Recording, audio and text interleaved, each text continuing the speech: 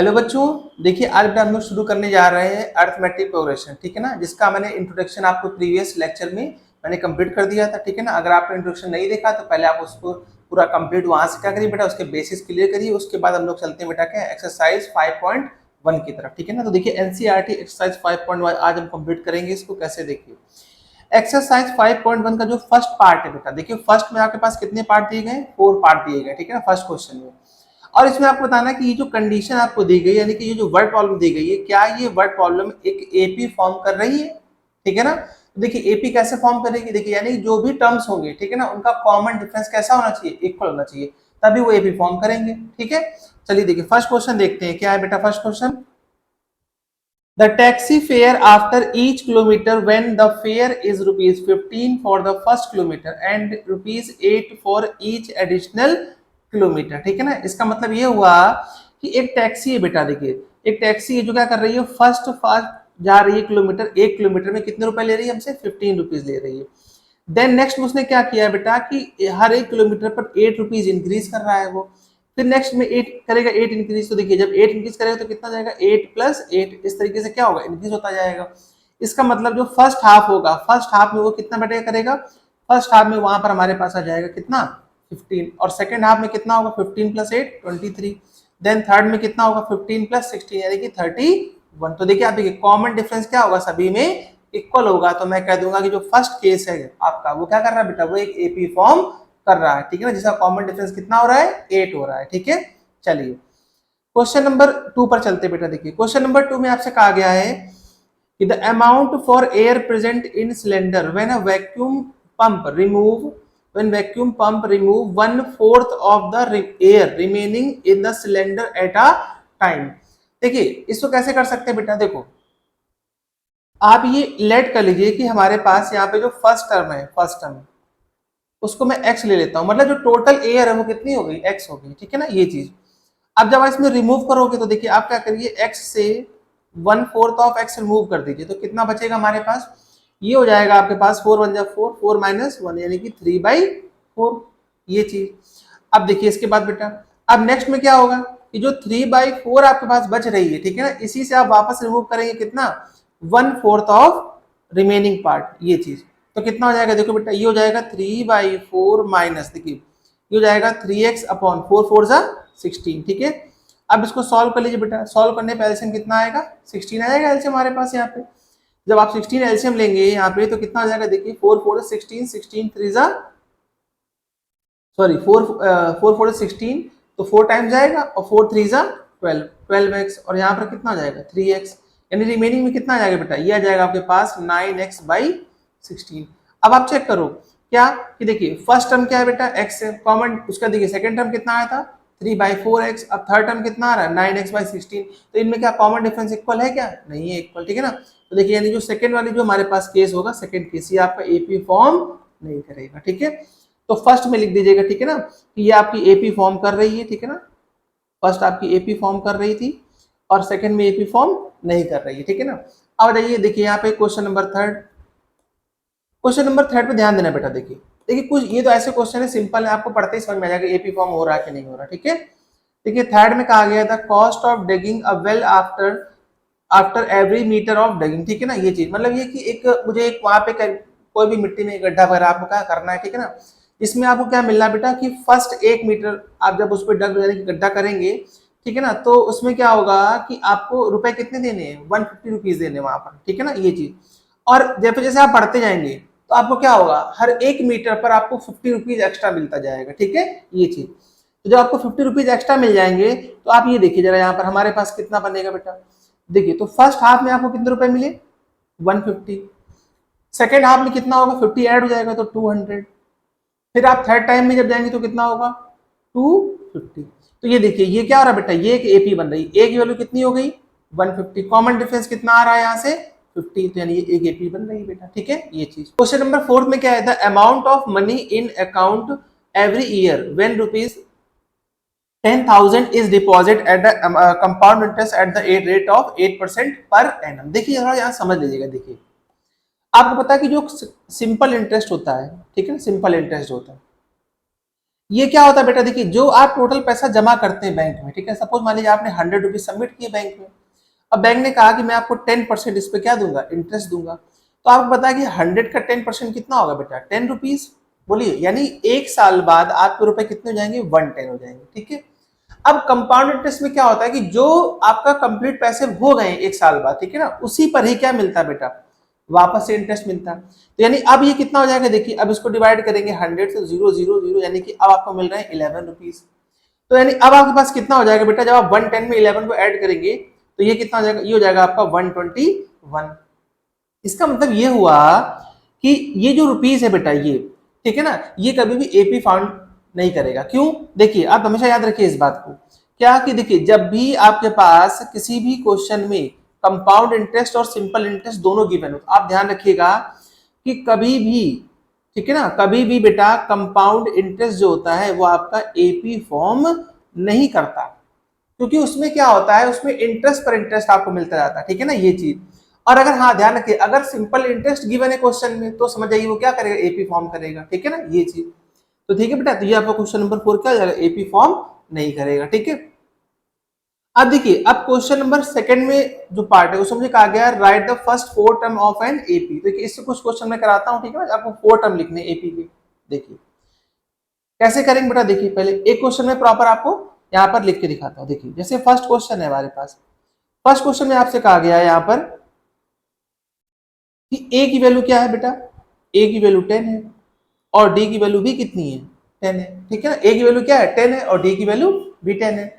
अब देखिए आपसे कहा गया फर्स्ट 4 टर्म लिखिए, तो याद करिए जनरल सीरीज में टर्म कितने हुआ करते थे, ए, एक सेकेंड, कितने हुआ था बेटा, देखिए पहला क्या होगा ए, सेकेंड क्या होगा ए प्लस डी, इसके बाद ए plus 2d, A plus 3d, ठीक है, यही तो होते थे बेटा हमारे पास, ठीक है ना। देखिए ए प्लस 2d और इसके बाद है ए प्लस 3d, ये चीज, ठीक है यहां तक। अब देखिए ध्यान से, जब ये 4 टर्म हो गए बस वैल्यू पुट करनी है, देखिए ए की वैल्यू क्या है 10, ए प्लस डी यानी कि 10 प्लस 10, फिर 10 प्लस 2d यानी कि 10 टू जा 20, फिर 10 प्लस 3d यानी कि 30 हो गया बेटा। देखो ये हो जाएगा आपके पास 10, 10 प्लस 10 कितना होगा 20, 10 प्लस 20 30, अगेन 40 एंड ये चीज, ठीक है। तो देखिए अब इस टर्म में आप ध्यान से देखिए बेटा, क्या कि आपके पास देखिए ये जो फर्स्ट है इसको क्या बोलते हैं हम लोग, ए, ये फर्स्ट टर्म हो गया। और कॉमन डिफरेंस कैसे निकालते हैं, इसको माइनस करने पे, देखिए कॉमन डिफरेंस कितना आ गया, डी आ गया, ठीक है। इसी तरीके से आप इसका कोई भी क्वेश्चन कर सकते हैं। सपोज देखिए एक और क्वेश्चन देख लेते हैं, इसमें हम लोग देख लेते हैं क्वेश्चन नंबर 4 करते हैं, ठीक है ना। क्वेश्चन नंबर 4 देखिए, क्वेश्चन नंबर 4, क्वेश्चन नंबर 4 में ए की वैल्यू क्या है -1 और डी की वैल्यू कितनी है, डी की वैल्यू है 1/2। चलिए इसको सॉल्व करते हैं, ए की वैल्यू है -1 और डी की वैल्यू क्या है 1/2, ठीक है। देखिए फर्स्ट टर्म क्या होगा ए, सेकेंड टर्म क्या है ए प्लस डी, इसके बाद ए प्लस 2d, अगेन बेटा ए प्लस 3d, ठीक है। चलिए वैल्यू पुट कर देते हैं, -1, फिर हो जाएगा -1 और प्लस 1/2, अगेन यहाँ पर आप ए की जगह पुट कर देंगे -1, ठीक है। तो -1 प्लस 2 इंटू 1/2, ठीक है, कॉमा -1 प्लस 3 इंटू 1/2, देखिए वैल्यू पुट कर दी है मैंने। अब देखिए इसको कैसे फाइंड आउट करेंगे, यहाँ पे इसको सॉल्व कर लेते हैं बेटा। देखिए तो फर्स्ट क्या हो जाएगा हमारे पास -1, ठीक है। सेकंड देखिए 1/2 से 1 जाएगा तो कितना बचेगा -1/2। अब देखिए 2 से 2 कैंसिल, 1 - 1 क्या हो जाएगा 0, ठीक है। अब देखिए 3/2 से मैं 1 को माइनस करूंगा तो कितना बचेगा 1/2। तो ये आपके क्या हो गया फर्स्ट 4 टर्म हो गए, ठीक है ना, ये चीज। आई होप सभी को क्लियर है बेटा, ठीक है। देखिए बहुत ही सिंपल है, बस आपको जनरल टर्म पता होनी चाहिए, क्या होते हैं A plus D, A plus 2d, A plus 3d and so on. और उसी से हमारा क्या बनता है, फॉर्मूला बनता है कि Tn is equal to a plus n minus 1 into d, या एनसीईआरटी में लिखा हुआ है An is equal to a plus n minus 1 into d, ठीक है यहाँ तक। अब देखिए ध्यान से बेटा, अब बेटा हम लोग करते हैं इसमें क्वेश्चन नंबर सेकंड भी देख लीजिए, जहाँ पे डी की वैल्यू 0 दी गई, ठीक है। तो a इक्वल टू -2 और डी आपको दिया गया 0, ठीक है।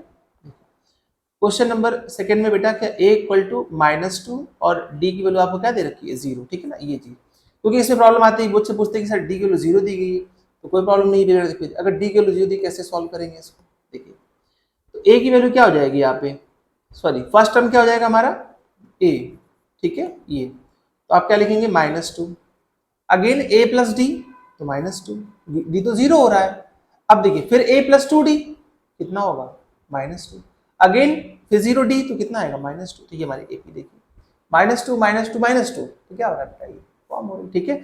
अब देखिए चेक कैसे करेंगे, अगर मैं -2 से इसको देखिए तो ये -2 और -2 ये चीज, अब इसको सॉल्व करोगे तो ये हो जाएगा -2 माइनस माइनस प्लस, यानी ये क्या आ गया 0, यानी कॉमन डिफरेंस कितना आ गया बेटा 0। तो मेरा जो हमने क्वेश्चन सॉल्व किया वो बिल्कुल करेक्ट है, ठीक है। अब बाकी देखिए ये सिंपल पार्ट है, इसको आप करिएगा, ठीक है ना।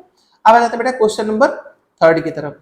देखिए क्वेश्चन नंबर 3 तो बहुत ही ज्यादा मतलब सिंपल मैं कह सकता हूँ, इसको आप लोग बहुत आसानी से कर लेंगे। देखिए आज से क्या कहा गया बेटा, लिखा है कि for the following AP right the first term and common difference, यानी ए और डी आपको बताना है, ठीक है। यहाँ पर देखिए कैसे बताएंगे इसको, ठीक है।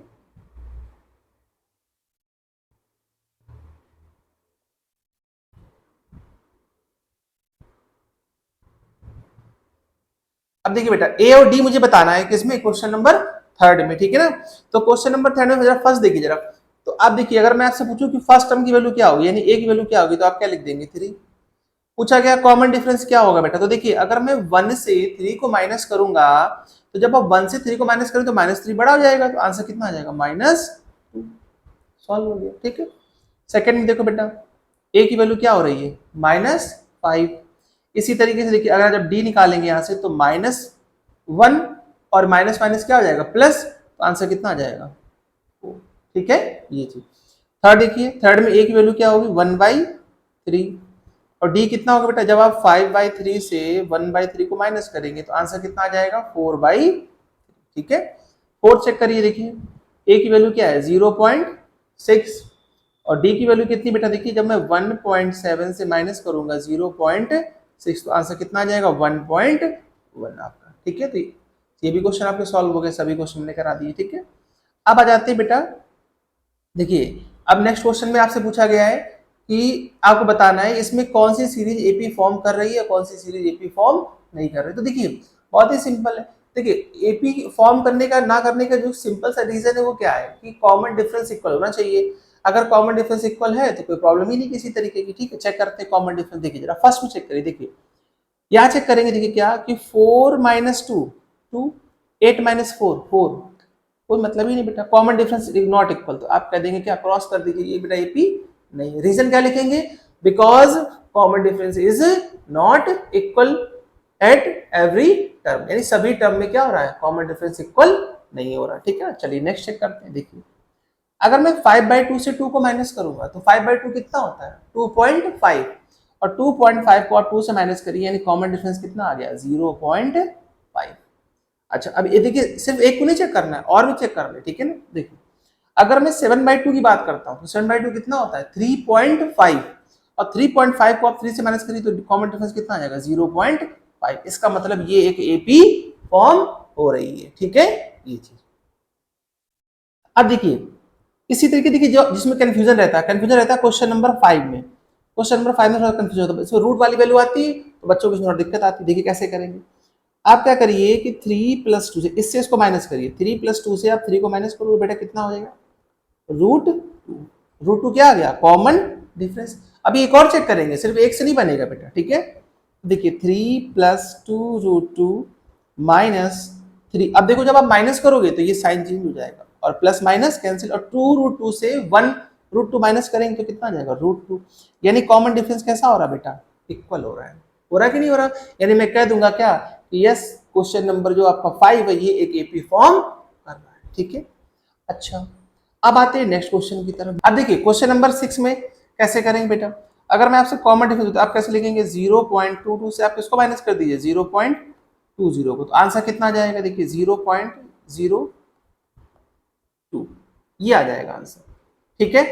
अब देखिए 0 पॉइंट ये आ गया हमारे पास। अब जब मैं इससे इसको माइनस करूंगा अगेन देखिए 0.22 से मुझे कितना माइनस करना है 0 माइनस करना है 0.22 ये चीज, तो यहाँ पे कितना आ जाएगा 2 0 0 और ये, तो आप देखिए ना कॉमन डिफरेंस का इक्वल है क्या नहीं है बेटा, कॉमन डिफरेंस तो इक्वल है ही नहीं, इसका मैं कह सकता हूँ क्वेश्चन नंबर 6 एपी फॉर्म नहीं कर रहा, ठीक है। अब आइए देखिए क्वेश्चन नंबर क्वेश्चन नंबर बेटा देखिए, क्वेश्चन नंबर 6 देख लेते हैं ना, क्वेश्चन नंबर 7 देखिए, पहले आप -4 और -0, तो आंसर कितना आ गया -4, ये डी की वैल्यू आ गई। इसी तरीके से अगर आप -8 से जब -4 करेंगे तो ये +4 हो जाएगा, तो डी की वैल्यू कितनी आ गई -4। इसका मतलब यस बेटा, क्वेश्चन नंबर जो 7 है वो आपका एक एपी फॉर्म कर रहा है, ठीक है, ये है। तो बेटा यहाँ तक किसी को प्रॉब्लम तो नहीं है, आई होप कोई प्रॉब्लम नहीं होगी, ठीक है ना। अगर आपको किसी भी क्वेश्चन में कोई डाउट होता है, देखिए बहुत ही सिंपल एक्सरसाइज है बेटा, ठीक है ना, डाउट होता तो आप उसको कमेंट सेक्शन में लिख दीजिएगा, तो मैं उसको डिस्कस कर दूंगा, ठीक है ना, कोई प्रॉब्लम नहीं इसमें आएगी आपको, ठीक है। बाकी अगर आपको इसमें कोई भी अच्छे क्वेश्चंस आपको और करने हो या कुछ तरह कोई सजेशन हो तो आप उसको बताइएगा, ठीक है, तो मैं उसको भी कंप्लीट करा दूंगा, ठीक है। तो मिलते हैं बेटा नेक्स्ट वीडियो में, तब तक के लिए आप आराम से अपनी पढ़ाई करते रहिए, ठीक है। Okay, thank you.